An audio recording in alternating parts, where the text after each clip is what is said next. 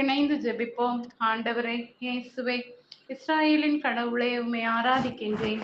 மேகத்தை பவனி வரும் தேராய் கொண்டவரே, உம்மை புகழ்கின்றேன்.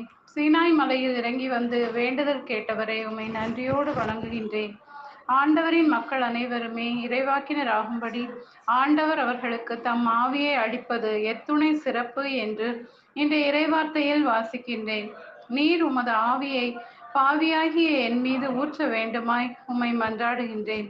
அதனால் உமது சீடனாக, உமது அன்பு மகனாக, எந்நாளும் உம்மை விட்டு பிரியாத மகனாக வாழ வரம் தாரும் இயேசுவே.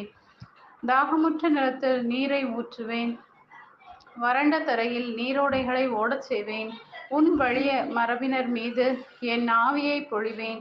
உன் வழி தோன்றல்களுக்குத்தான் ஆசியை வழங்குவேன் என்ற உமது பரிசுத்த வார்த்தையின் வல்லமையில் நம்பிக்கை வைத்தவனாக என் பாவ நிலைகளை எல்லாம் மன்னித்து தீய வாழ்வின் ஊற்றுகளை அடைத்து உமது தூய ஆவியின் நிலையான ஊற்று என் வாழ்வில் உருவெடுக்க வேண்டுமாய் ஜெபிக்கிறேன் இறைவா.